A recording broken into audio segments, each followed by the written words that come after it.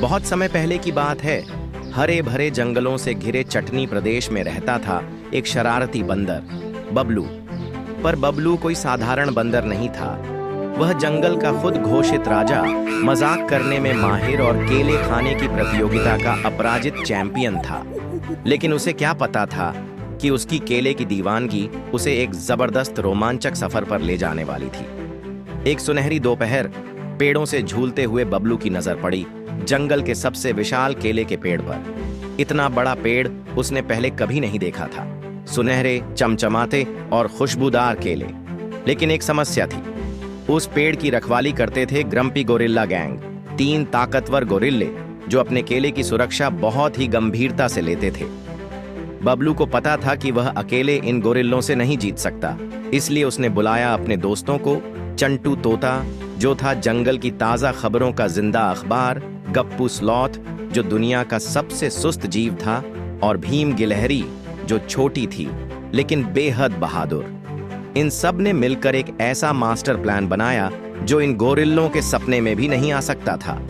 जैसा कि योजना बनी थी, चंटू ने अपनी लगातार बकबक से गोरिल्लों का ध्यान भटका दिया।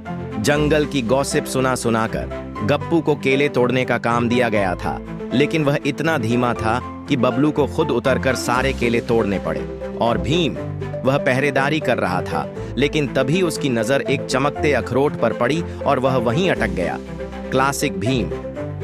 जैसे ही बबलू ने आखिरी केला उठाया, गोरिल्लों को भनक लग गई। फिर क्या था, पूरे जंगल में एक जबरदस्त छेद शुरू हो गया।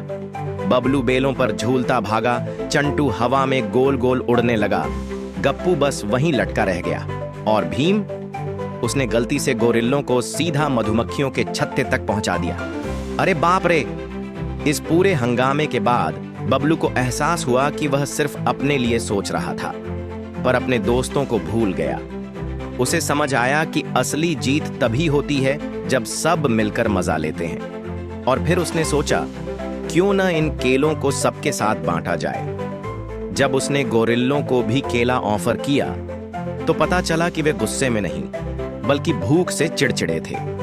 जैसे ही उनका पेट भरा, वे भी बबलू के दोस्त बन गए। और इस तरह बबलू सिर्फ जंगल का सबसे बड़ा प्रैंकस्टर नहीं, बल्कि सबसे बड़ा हीरो बन गया। अपनी शरारतों की वजह से नहीं, बल्कि अपने बड़े दिल की वजह से। पूरे जंगल ने मिलकर केले की शानदार दावत की और सबने मिलकर मजे से खाया।